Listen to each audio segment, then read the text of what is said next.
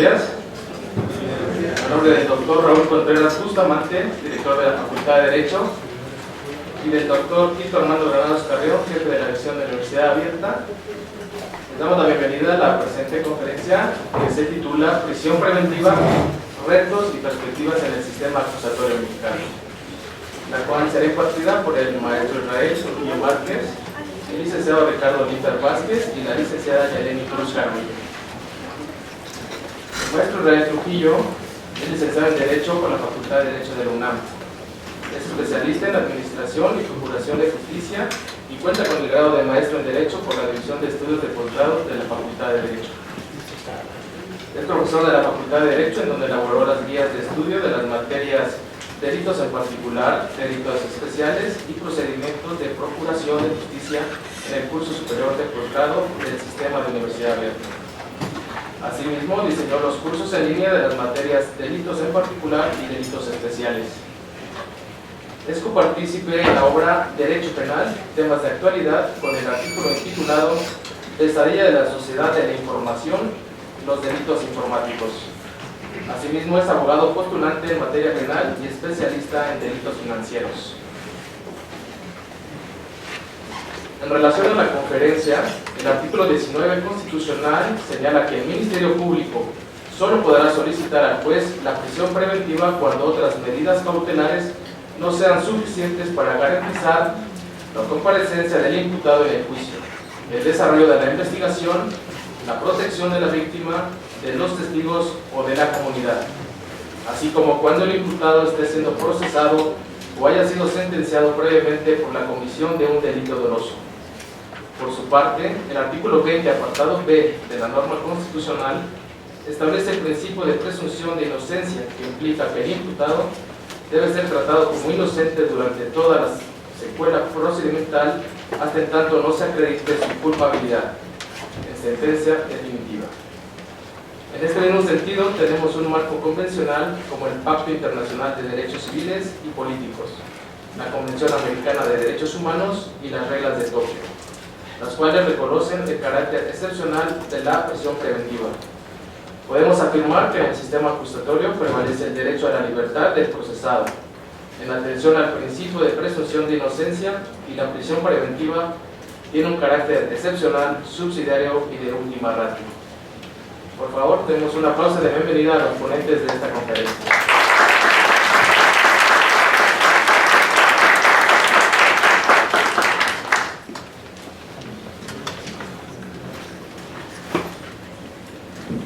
Gracias, compañeros. Les agradezco la atención y una disculpa por los espacios. Para la próxima vamos a pedir un auditorio un poquito más grande, porque es evidente que no cabemos y todavía faltan algunas personas. De su mano le doy las gracias al director de la Facultad de Derecho, al jefe de Derecho y Estudios de Posgrado, la oportunidad de compartir ideas con ustedes. Ideas de este tema que ahorita está un tanto en boga, pero para ello, pues quisiera comentarles que me acompañan dos jóvenes juristas, compañeros de ustedes, incluso el licenciado Ricardo es egresado de esta edición de la Universidad Abierta, actualmente está haciendo su especialidad, está a punto de concluirla y actualmente participa conmigo en algunos temas, y la licenciada Yeleni, que también es egresada de la Universidad Nacional, está haciendo su maestría, y son jóvenes talentosos así como ustedes y que buscan sacar adelante a este país porque constantemente están estudiando. Este tema, muchachos, es de suma importancia por las políticas criminales o criminológicas que estamos visualizando en el grupo en el poder. Ubiquémonos en este momento, para aquellos que han sido mis alumnos o aquellos que van a tomar esta asignatura en los próximos tiempos, en los procedimientos penales que se encuentran regulados en el Código Nacional de Procedimientos Penales.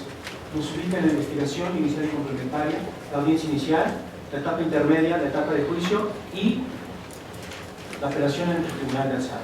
Ubiquémonos que el Ministerio Público, en la investigación inicial, reunió los datos de pruebas suficientes para establecer el hecho delictivo y la probabilidad de que se cometió ese hecho delictivo por parte del imputado, que ejercitó acción penal y que fue conducido el imputado al proceso penal.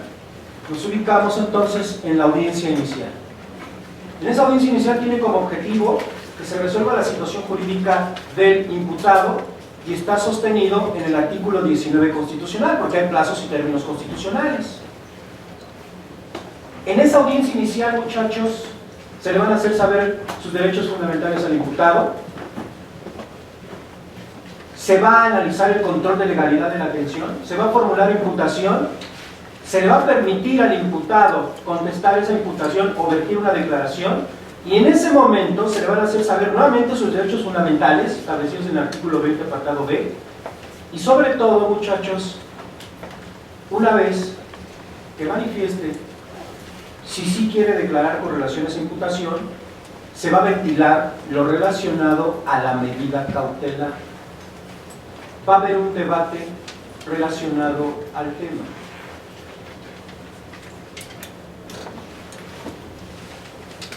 ¿Qué son las medidas cautelares?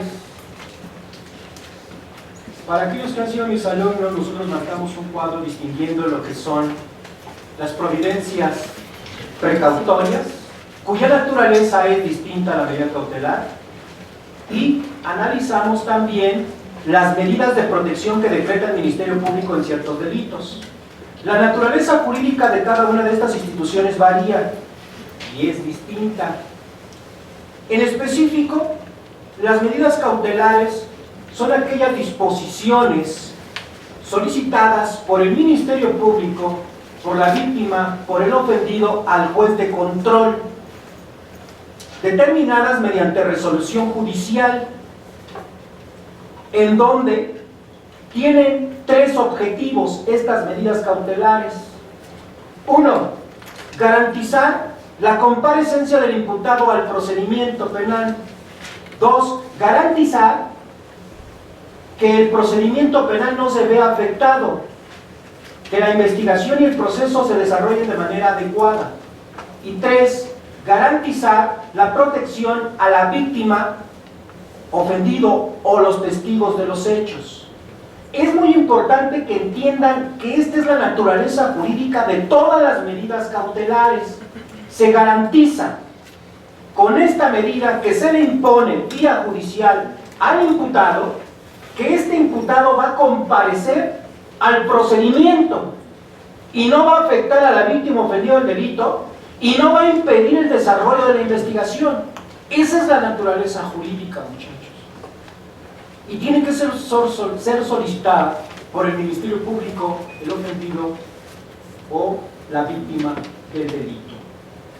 Debe ser resuelta por un juez de control, una vez debatido por las partes en audiencia, siguiendo los principios, y una vez que se entra en contradictorio, el juez debe emitir una resolución, porque son vía resolución judicial, y hasta entonces, una vez resuelto ese debate por las partes, el juez las impone.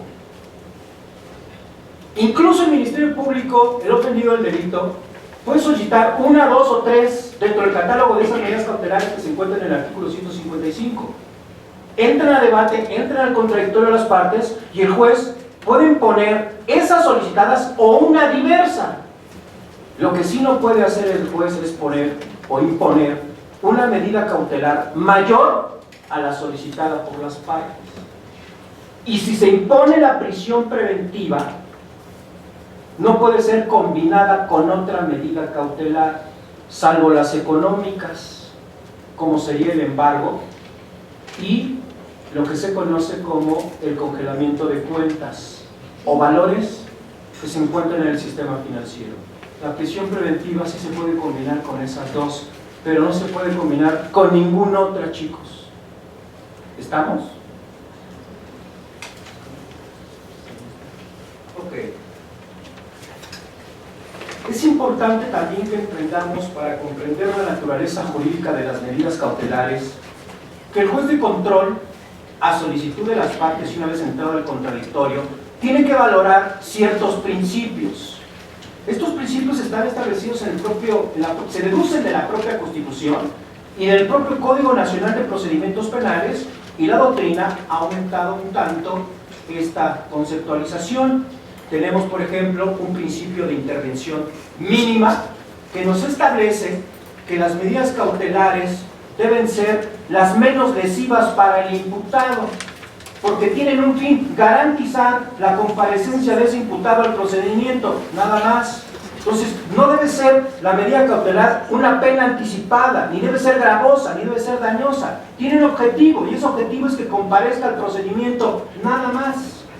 Además, debe ser proporcional, debe ser acorde con los peligros y riesgos que tiene el propio imputado de que se sustraiga a la acción de la justicia y la propia naturaleza de la medida. Tenemos que saber quién es el imputado.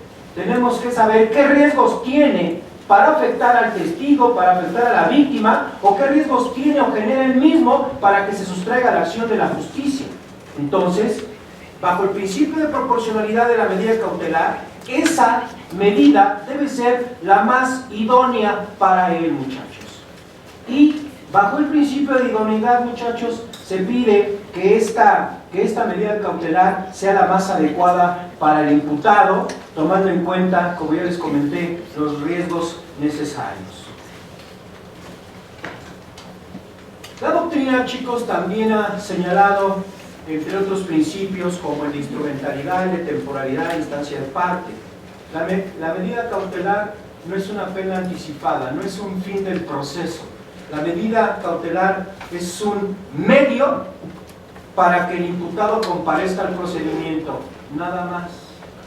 La medida cautelar tiene una temporalidad, no es al infinito, y únicamente dura el tiempo que dure el procedimiento penal durante toda la secuela procedimental, no más allá. Y el juez de control, en su resolución judicial, en donde interpone esa medida cautelar, debe establecer las condiciones y en qué supuestos y la temporalidad de dicha medida cautelar. No podemos excedernos.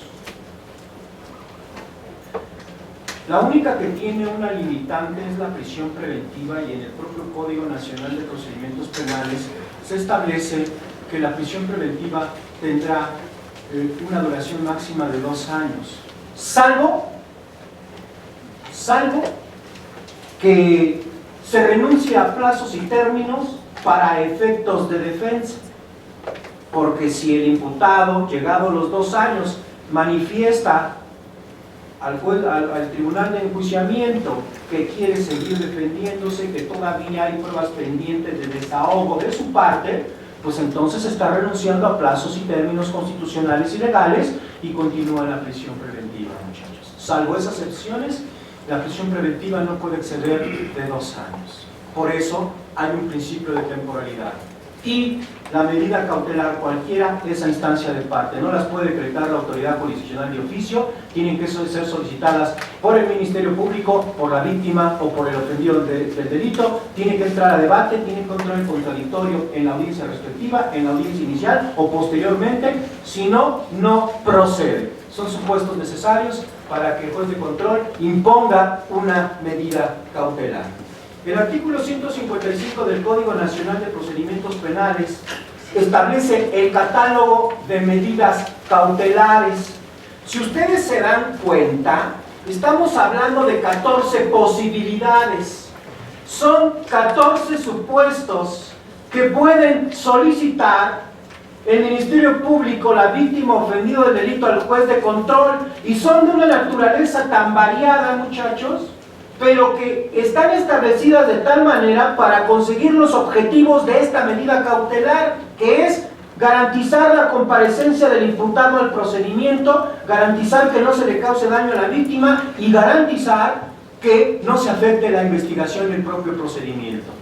Entonces, están diseñadas estas medidas para cumplir con esos objetivos. Y son tan variadas, podemos ver, por ejemplo, en la fracción primera, hablamos de la presentación periódica. El juez de control le señala al imputado que se tendrá que presentar cada semana o cada 15 días ante el propio juez de control o ante la unidad de medidas cautelares.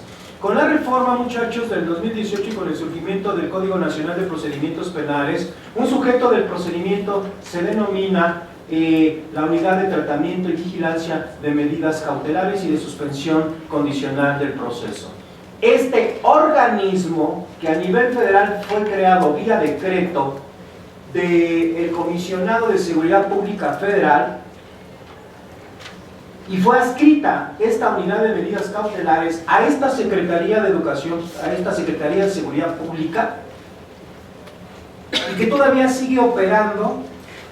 Tiene como objetivo esta unidad revisar que se cumplan cada una de estas medidas cautelares, con excepción de la prisión preventiva, porque quien vigila el cumplimiento de la prisión preventiva es el sistema penitenciario. Todas las demás están bajo la vigilancia de la unidad de seguimiento de medidas cautelares.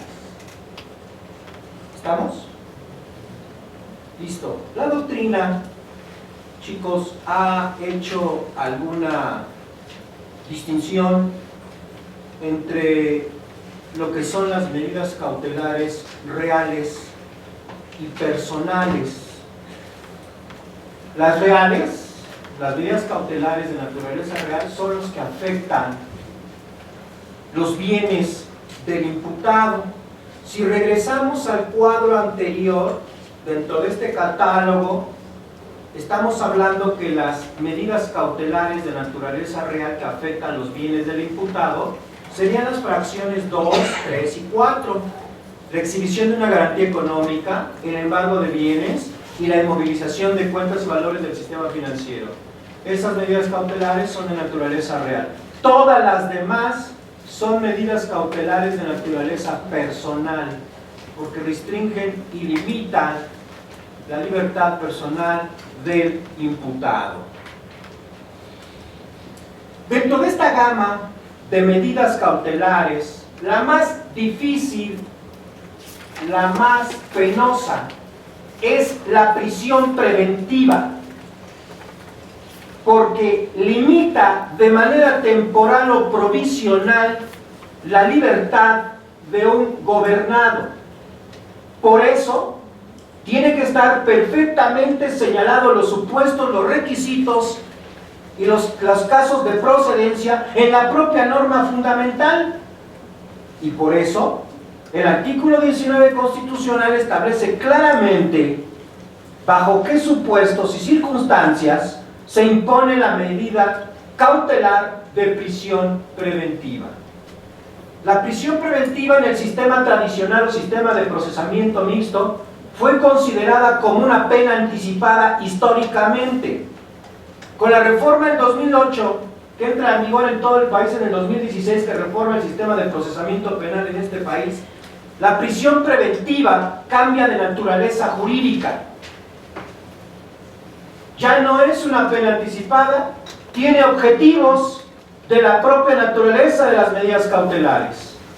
¿Qué es la prisión preventiva? Ante todo es una medida cautelar, muchachos, que es impuesta por el juez de control a solicitud del Ministerio Público. Esta medida cautelar no la puede solicitar la víctima ofendido, solamente el Ministerio Público, y debe mediar, una vez entrado al contradictorio de las partes en audiencia, debe mediar una resolución judicial en donde se determine en qué condiciones y supuestos. Y como toda medida cautelar, la prisión preventiva tiene como fin garantizar que el imputado no se sustraiga a la acción de la justicia, es decir, que comparezca al procedimiento. 2. Garantizar que no se le afecte a la víctima ofendida del delito o a algún testigo, y garantizar que la investigación se lleve de la mejor manera.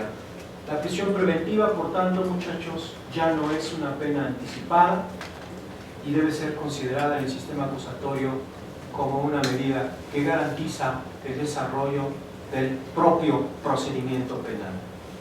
Si ustedes se dan cuenta, muchachos, si revisan el artículo 19 constitucional, ahí podemos encontrar la existencia de esta medida cautelar, que es, repito, la más lesiva, la más agresiva, porque afecta la libertad de una persona. En un Estado democrático de derecho que nos jactamos de ser, esto debe estar perfectamente delimitado y no excederse, porque no es una pena anticipada. su objetivo es garantizar el desarrollo del propio procedimiento. A continuación, mi compañero Ricardo nos va a explicar un poco lo relacionado con los tipos de prisión preventiva y las causas de procedencia de cada uno de estos tipos. Adelante, Ricardo. Gracias, maestro Israel. Bueno, pues muchas gracias al auditorio, muchas gracias al maestro Israel por la invitación. Pues efectivamente creo que, como ustedes lo han escuchado por parte del maestro Israel Trujillo, esta medida cautelar de prisión preventiva tiene pues dos tipos de, o más bien hace dos clasificaciones, tanto la Constitución como el propio Código Nacional de Procedimientos Penales. ¿Dónde lo podemos encontrar? Evidentemente, constitucionalmente lo encontramos en el artículo 19 constitucional. Primer párrafo, ahí nos establece tanto la medida cautelar de prisión preventiva justificada, que es la primera que nos señala, y en segundo término nos contempla la prisión preventiva de manera oficiosa. ¿Qué podemos encontrar dentro de esta clasificación? Bueno, los fines que persigue cada una de ellas y sobre todo, cada uno se atiende tanto a números clausus como a un estándar probatorio máximo que pide un auto de vinculación a proceso. ¿Por qué? La justificada, evidentemente, como lo señala la Constitución, señala dos situaciones en las cuales se puede imponer la prisión preventiva justificada, de las cuales el Ministerio Público tiene la obligación de justificar esa petición de medida cautelar de prisión preventiva. ¿Cuáles son? Como lo podemos ver en la pantalla, tenemos que debe ser solicitada por el Ministerio Público cuando otra medida cautelar, de las que vieron en el artículo 155, no pueda llegar o pueda establecer los fines que nos acaba de establecer el maestro Israel Trujillo, como lo es la comparecencia del imputado, que se tenga la cuestión del desarrollo de la investigación y, en su caso, lo que es la protección de la víctima. ¿Qué es lo que pasa cuando no se cumplen con estos estándares de justificación para esta medida cautelar? El órgano jurisdiccional, en este caso el juez de control, tiene que entrar al contradictorio. Evidentemente se le va a dar la palabra al Ministerio Público, quien va a justificar esta medida cautelar. ¿A través de qué? A través de datos. Pero estos datos deben de arrojar indicios razonables, más allá de lo que te solicite el auto de vinculación a proceso. Es decir, no te puede venir a decir un Ministerio Público que solicita la prisión preventiva de manera justificada en virtud de que el imputado no cuenta con un arraigo domiciliario. ¿Cómo puedes justificar este arraigo domiciliario dentro a lo mejor de la Ciudad de México, que es donde se está llevando el proceso? Como lo señalaba el maestro, hay una unidad de medidas cautelares y supervisión supervisión de suspensión condicional del proceso. ¿Qué es lo que hace esta unidad? Esta unidad emite un documento que se le llama riesgo procesal. En este documento de riesgo procesal se vierte toda la información personal del imputado. ¿Qué es lo que arroja todo este informe de riesgo procesal del imputado? Todas sus generales, dónde vive, a qué se dedica, sus familiares, si tiene arraigo domiciliario, si tiene domicilio en otros lugares donde se pueda sustraer de la acción de la justicia. Si el Ministerio Público trae a colación este informe de evaluación de riesgo y con ello justifica la prisión preventiva justificada, evidentemente de ese informe que se arroje, que evidentemente a lo mejor y falseó su nombre, a lo mejor y no tiene arraigo domiciliario dentro de la Ciudad de México, y concatenado con ello, no nada más con este informe de evaluación, sino con otros datos de prueba agregadas a la carpeta de investigación, se advierte que hay un riesgo de fuga por parte del imputado, evidentemente el juez de control tiene la obligación de imponer la medida cautelar de prisión preventiva justificada. Si no se contempla que evidentemente existe ese riesgo de manera objetiva, el órgano jurisdiccional puede imponer otra medida cautelar distinta a la prisión preventiva. Puede imponer una o puede imponer una combinación de 2 o 3 medidas cautelares distintas a la prisión preventiva justificada. ¿Cuál es el otro supuesto para imponer una medida de prisión preventiva justificada que contempla la Constitución? Cuando esté siendo procesado por otro delito o haya sido sentenciado por un delito doloso. Pero hay una excepción dentro del artículo 167. En el artículo 167 nos contempla que si bien es cierto puede estar procesado por otro delito de carácter doloso o haya sido sentenciado por otro delito de carácter doloso, la excepción es no por el simple hecho de estar siendo procesado o haber sido sentenciado se va a imponer una medida de prisión preventiva justificada. ¿Por qué? Porque a lo mejor en el otro proceso no se le impuso una medida cautelar, estando siendo procesado una medida cautelar de prisión preventiva justificada, sino está siendo procesado en carácter de libertad del imputado. ¿Qué es lo que sucede en esta excepción? Dice, no por el simple hecho de tener un proceso en otro, a lo mejor en otro juzgado, en otro reclusorio, trae en automático aparejada la prisión preventiva justificada. Evidentemente no. Sino el Ministerio Público debe de justificar esa necesidad de cautela y ese riesgo de fuga, como se los había señalado, para poder imponer una prisión preventiva justificada como medida cautelar. ¿Qué es lo que pasa a contrario censo de la prisión preventiva oficiosa que contempla el mismo 19 constitucional? Esta atiende a números clausus, es decir, ya hay una lista de delitos que contempla la propia Constitución del mismo artículo 167 para la imposición de la medida cautelar de prisión preventiva oficiosa. Pero ¿qué es lo que pasa? Hay una excepción también respecto a la prisión preventiva de carácter oficiosa, en el cual establece que se podrá imponer una medida cautelar distinta a la prisión preventiva oficiosa siempre y cuando el Ministerio Público lo solicite, pero previa autorización del superior jerárquico, es decir, del procurador, de quien esté facultado para firmar esa autorización para que el Ministerio Público pueda solicitarle al órgano jurisdiccional la imposición de una medida cautelar diversa a la prisión preventiva oficiosa, siempre y cuando establezca que no hay una necesidad de cautela y no hay un riesgo de fuga, o en su caso atienda los tres principios o fines esenciales de la medida cautelar, como lo es que se sustraiga de la acción de la justicia, que se proteja la investigación y en su caso que se proteja a la víctima, al ofendido, a los testigos o a la misma investigación. ¿Qué es lo que pasa? La siguiente. Se han dado diversas reformas al artículo 19, en el cual, que a partir del 18 de junio de 2008, en el cual se instaura o se integra dentro del artículo 19 un catálogo de delitos en los cuales se prevé la prisión preventiva oficiosa. ¿Para qué? Para que la prisión preventiva oficiosa no atiende a la cuestión de un contradictorio. Simplemente tanto el Ministerio Público tiene la obligación de solicitarlo, como el órgano jurisdiccional tiene la obligación de imponerla cuando se encuentre dentro de los supuestos que contempla el artículo 19 constitucional y el 167 que nos contempla, si se dan cuenta en ese artículo, un catálogo más amplio de los delitos que contemplan prisión preventiva oficiosa.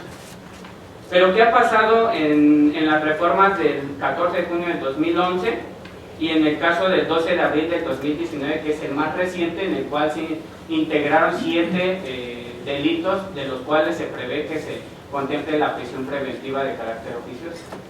¿Qué es lo que estamos viendo dentro de estas reformas y dentro de los años que ya llevamos, ya casi 10 años, si no es que ya está más, de la implementación del sistema penal acusatorio, en el cual supuestamente descansa bajo el principio de presunción de inocencia, siendo garantista para el imputado o toda persona que esté siendo procesado, en el cual se ve a todas luces que evidentemente estamos retrocediendo, porque estamos implementando más delitos, estamos aumentando el catálogo de delitos de prisión preventiva oficiosa, en el cual está cerrando la posibilidad, a lo mejor hasta de acceder a una salida alterna, los cuales se supone que, de acuerdo al artículo 17 constitucional, se debe de privilegiar las salidas alternas. ¿Para qué? Para despresurizar el sistema, tanto penal como el sistema penitenciario. Eso sería todo.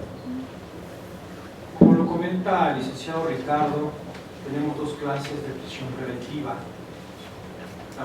La justificada, que tiene como objetivo garantizar la comparecencia del imputado al procedimiento, garantizar que no se afecte a la víctima y garantizar el éxito de la investigación. Sin embargo, el propio artículo 19 constitucional establece cuál es su naturaleza. Y si ustedes revisan el 19 constitucional, nos dice claramente que se aplicará, el Ministerio Público solo podrá solicitar prisión preventiva cuando otras medidas cautelares no cumplan con esas garantías. Esto es, que es de carácter excepcional, subsidiario y, como dicen los doctrinarios, de última ratio. En un Estado democrático de derecho, como lo es México, a pesar de los eventos tan lamentables que hemos visto, no debe la política criminal violentar ese Estado de Derecho.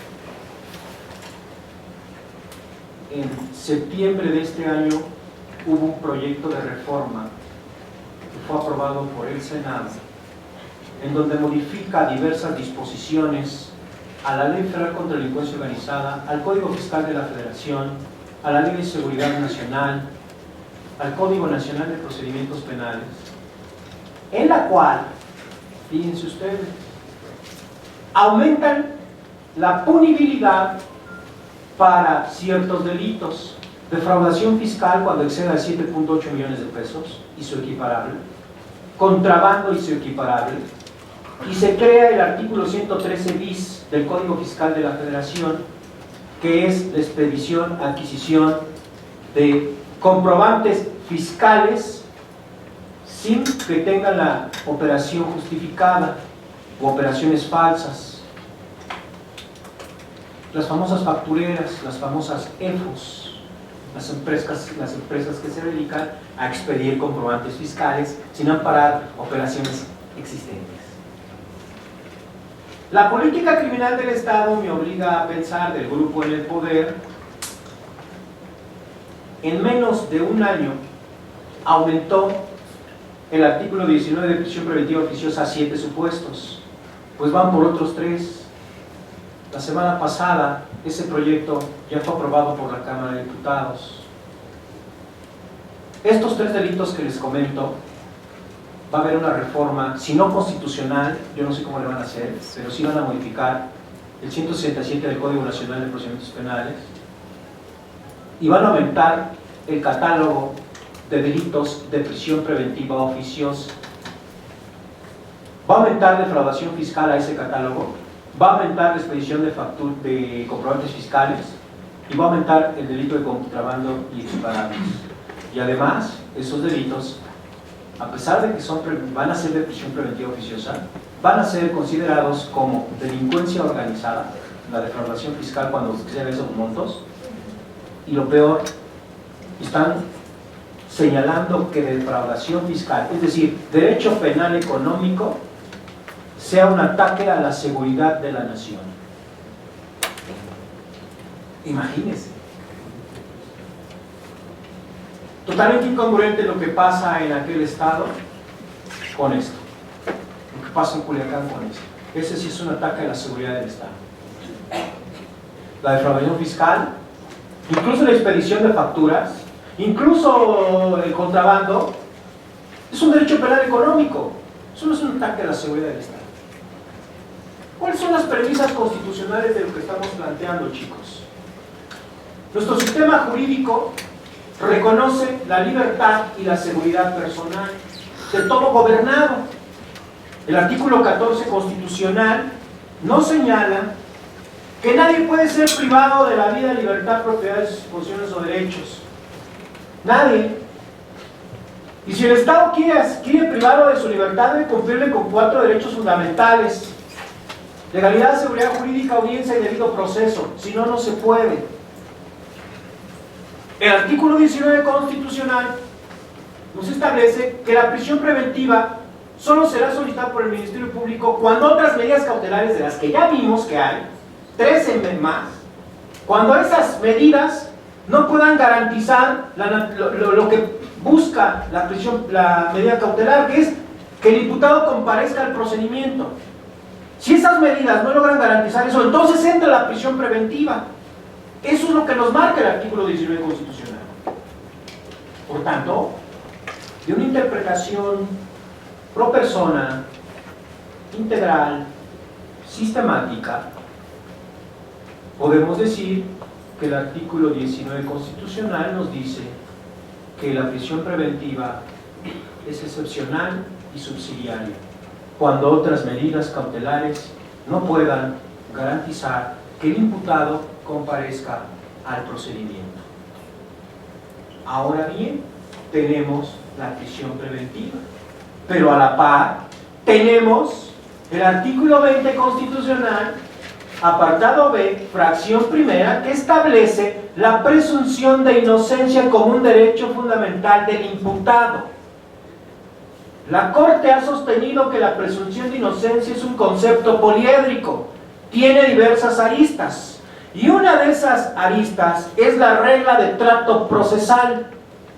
La Corte en jurisprudencia, la jurisprudencia es la tesis 24-2014 con número de registro 26092 de la primera sala, que tiene el carácter de obligatoria, nos dice que bajo la regla del trato procesal el imputado debe ser reconocido como inocente en toda la secuela procedimental. Esto significa que el juez nunca debe equiparar el concepto imputado con responsable o procesado con culpable, porque son situaciones distintas. Y también obliga al juzgador a evitar cualquier resolución o determinación que implique la aplicación de una pena anticipada, como lo podría ser la prisión preventiva. Bajo la presunción de inocencia, el imputado es inocente a priori y debe ser considerado como tal en toda la secuela procedimental hasta que no haya sentencia definitiva. La licenciada Yareni nos va a hablar un poco del marco convencional relacionado con esta tópica. Adelante. Gracias, buenos días.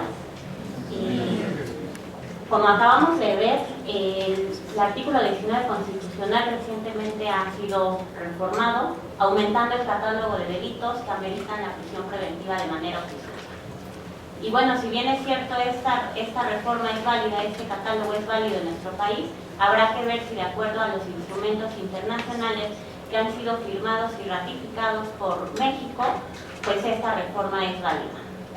Y bueno, para entender un poco el tema, hay que mencionar que México participó activamente en el origen del Sistema Universal y del Sistema Interamericano de Derechos Humanos, los cuales, bueno, tienen su origen entre los años 1945-1948, cuando México es aceptado como miembro de la Organización de las Naciones Unidas y como miembro de la Organización de los Estados Americanos. Es en este periodo donde se considera que inicia la participación de México en el ámbito de protección de los derechos humanos.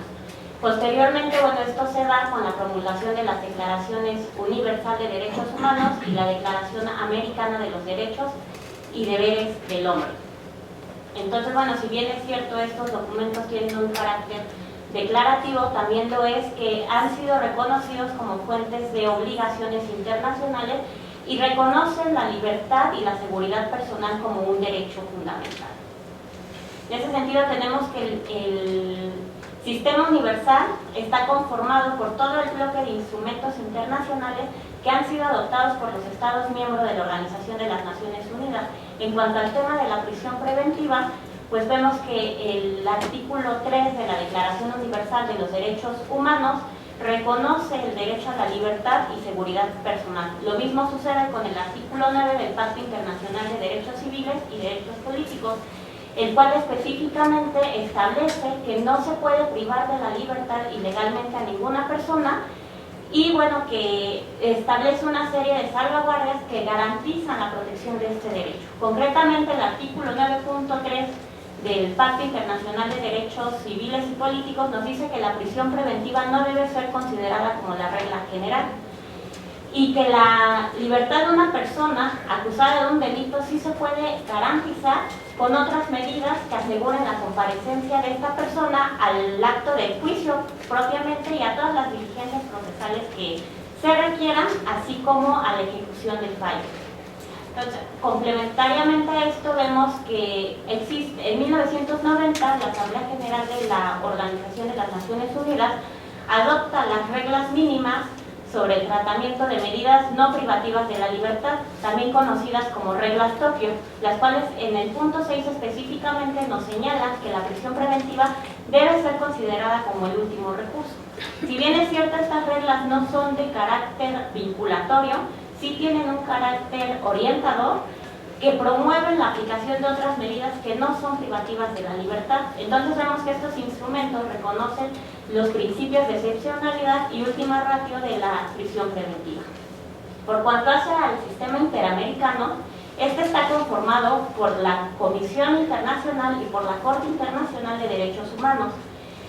También han establecido normas que garantizan el derecho a la libertad y la seguridad personal. Concretamente, el artículo 7 de la Convención Americana de Derechos Humanos establece y define los alcances que tiene la libertad personal y establece una serie de garantías que tienen que ser respetadas para que se pueda hacer efectivo ese derecho a la libertad.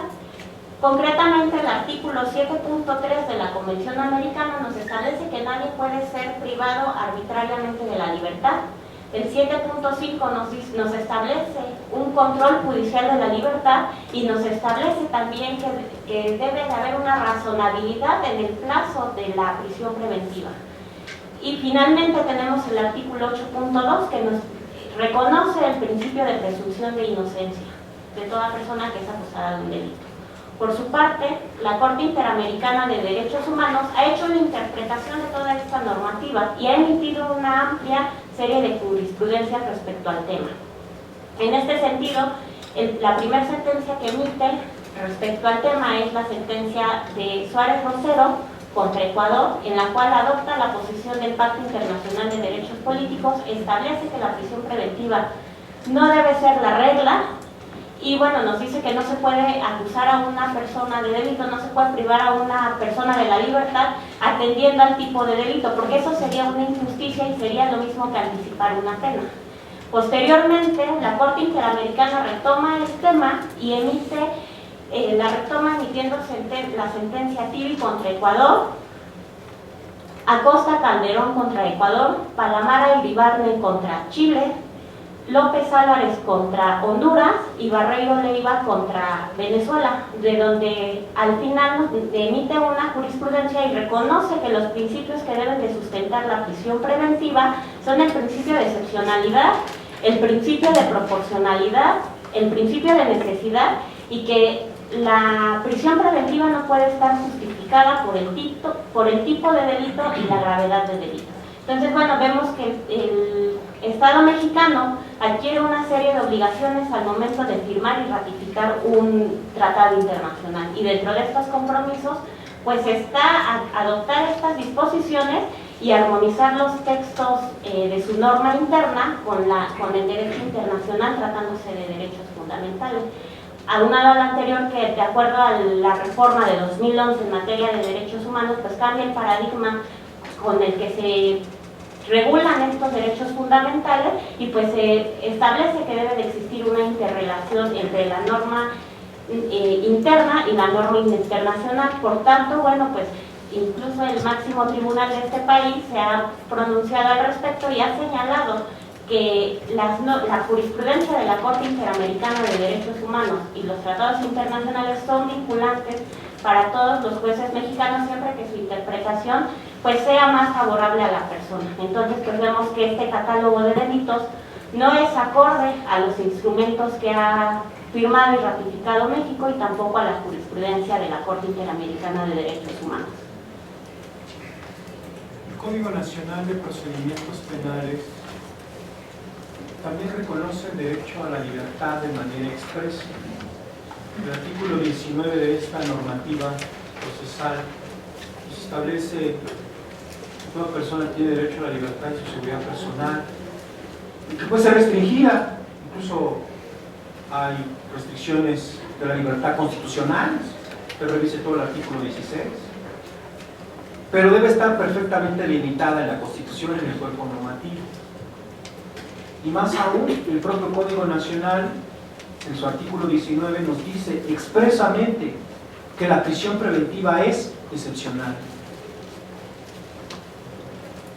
El artículo 167, que establece las causas de procedencia de la prisión preventiva, no es más que una repetición del artículo 19, no puede ir más allá, porque se está privando la libertad de un gobernado, si quiere usted de manera provisional o temporal, pero al final de cuentas se le está limitando un derecho fundamental. Por tanto, debe estar perfectamente delimitado y restringido en la propia Constitución. El Código Nacional no puede ir más allá de lo que establezca la norma fundamental bajo el principio de supremacía constitucional. Y en este artículo 167, por tanto, se establece claramente que la prisión preventiva solo será solicitada por el Ministerio Público cuando otras medidas del catálogo que tenemos no garanticen que el imputado va a comparecer al procedimiento. En conclusión de todo lo que hemos comentado, naturaleza de la medida cautelar, naturaleza de la prisión preventiva, fundamentos constitucionales, tipos de medidas, norma internacional,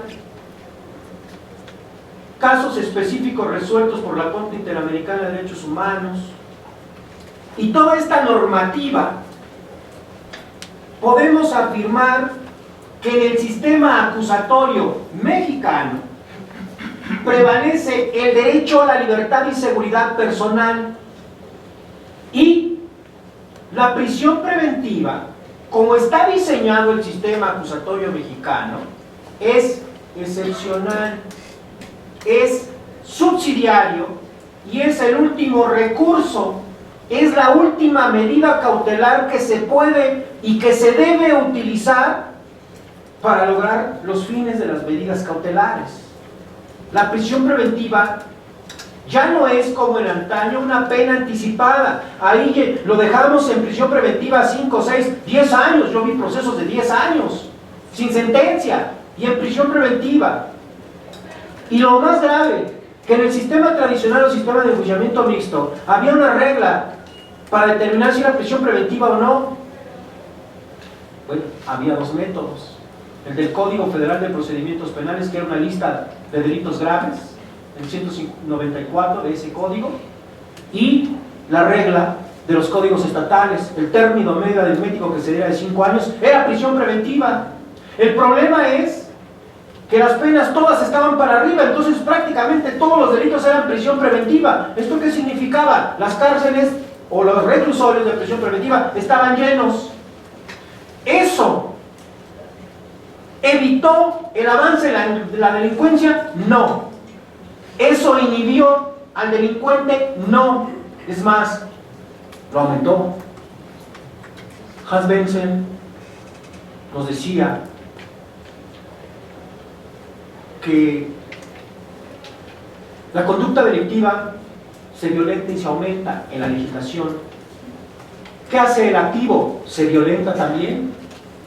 Y entonces ambos, Estado y delincuente, participan de un mutuo recrudecimiento violento. ¿Y cuándo se acaba? Nunca. Nunca. Por eso hay que tener mucho cuidado con las políticas criminales o criminológicas que utiliza el grupo en el poder.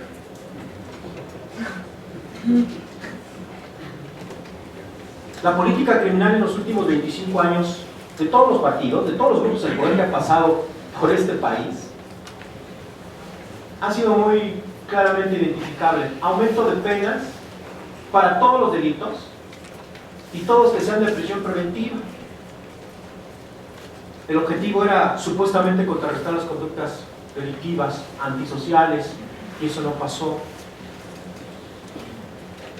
Actualmente, ¿qué podemos observar? Que el grupo en el poder, en su lucha anticrimen, la cual no está mal bajo el discurso de evitar la corrupción y la impunidad, eso no está bien y se aplaude. Sin embargo, las formas que están están utilizando no son las más adecuadas, porque estamos regresando a lo mismo que se hizo en el sistema de enjuiciamiento inquisitivo, tradicional o mixto. En un año ya llevamos 2 reformas, se están aumentando el catálogo de delitos de prisión preventiva oficiosa. Al terminar el sexenio van a ser 100 o 200 delitos de prisión preventiva, nuevamente la cárcel va a estar llena. Y lo mismo que pasó hace años va a pasar con este sistema que supuestamente reconoce la presunción de inocencia, el derecho a la libertad y a la seguridad personal, y está en la Constitución. La presunción de inocencia choca. El derecho fundamental a la libertad y a la seguridad personal choca. ¿Con qué? Pues con la prisión preventiva. En un sistema democrático de derecho los procesos se llevan en libertad, muchachos. Y solo en ciertos casos muy específicos que realmente transgreden los valores fundamentales de una sociedad, solo en esos casos se está en prisión preventiva, en los demás no.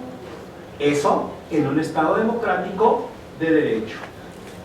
¿Cuáles son los retos de la prisión preventiva? Pues eliminar el catálogo, o limitarlo, o dejarlo como fue en origen en el 2008, y únicamente utilizar este catálogo cuando realmente las conductas ya no sean las conductas delictivas sean realmente deleznables y sean realmente un ataque a la seguridad del Estado. Como consecuencia, el estándar probatorio para esto debe aumentar. En consecuencia, el Ministerio Público debe justificar plenamente la necesidad de la cautela, porque para nosotros, desde nuestro muy particular punto de vista, solo debe existir la prisión preventiva justificada, donde el Ministerio Público justifique la necesidad de la cautela. Nada más, ya no debería haber prisión preventiva oficiosa. ¿Cuál es la perspectiva? A medida que avance el sexenio, espero equivocarme, de veras, de todo corazón espero equivocarme. A medida que avance el sexenio, que la política criminal no inhiba los eventos delictivos, que aumente la criminalidad y todo lo que ello implica, lo que va a pasar es que el grupo en el poder va a reaccionar y va a crear una política criminal reactiva, ilusionista y mágica. Creen que con establecer aumento de penas, creen que con establecer aumento del catálogo de delitos criminalmente de prisión preventiva se va a acabar la criminalidad. Espero equivocarme, pero cada año va a ir aumentando este catálogo y al final todos presos, lo cual violenta el propio sistema constitucional y convencional de derechos humanos. La prisión preventiva es excepcional y es el último recurso del derecho penal para cumplir con sus objetivos. Muchas gracias.